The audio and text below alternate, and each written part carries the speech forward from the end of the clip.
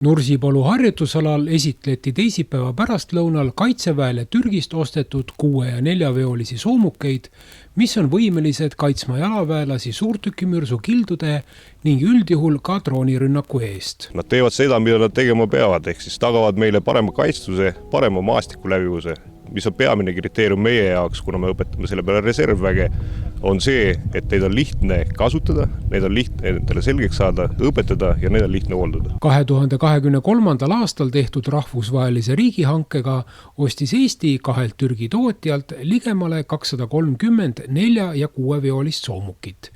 Lõuna-Eestisse paigutatakse neist umbes 130 masinat. Tema pardakuulipildaks on 12,7 kuulipilde, mis on jalaväe manööveralliksuses kõige võimsam kuulipilde, mis üldse olla saab. Maastiku läbivusest on tugevalt parem tavalisest veoautost ning ta pakub kaitset ka suurtükiväe kildude eest jalaväele, kes on seal sees. Kuidas droonidega on? Peab ta droonirünnakule ka vastu?